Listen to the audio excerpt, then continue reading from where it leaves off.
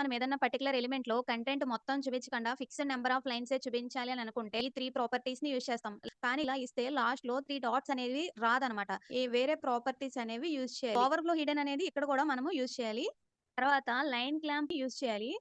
ఈ లైన్ క్లాంప్‌లోనే మనము ఎన్ని లైన్స్ కావాలో మెన్షన్ చేయాలి. నేను 3 లైన్స్ ఇస్తున్నా. బాక్స్ ఓరియెంట్ అనే ఒక ప్రాపర్టీని యూజ్ చేయాలి. స్టార్టింగ్‌లో హైఫెన్ వెబ్‌కిట్ హైఫెన్ అని చెప్పి ఇచ్చాను. దీన్ని వెండర్ ప్రిఫిక్స్ అని అంటాము. మనకి ఈ బాక్స్ ఓరియెంట్ అనేది స్టాండర్డ్ ప్రాపర్టీ కాదు. క్రోమ్ కానీ, సఫారీ గాని అలాంటి బ్రౌజర్‌లో వర్క్ అవ్వాలి అనంటే ఈ వెబ్‌కిట్ అనే ప్రిఫిక్స్‌ని స్టార్టింగ్‌లో ఇవ్వాలి. దీని వాల్యూ వెర్టికల్ అని ఇవ్వాలన్నమాట. ఫైర్‌ఫాక్స్ బ్రౌజర్‌లో మోజ్ యూజ్ చేయాలి.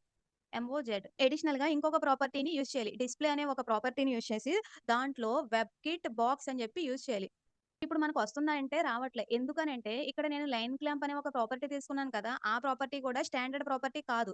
కాబట్టి మనం ఇక్కడ కూడా వెండర్ ప్రిఫిక్సెస్ అనేది ఇవ్వాలన్నమాట. ఇక్కడ కూడా నేను వెబ్ కిట్ అని చెప్పి ఇవ్వాలి. 3 లైన్సే వచ్చినది. లాస్ట్‌లో 3 డాట్స్ అనేవి కనిపిస్తుందన్నమాట.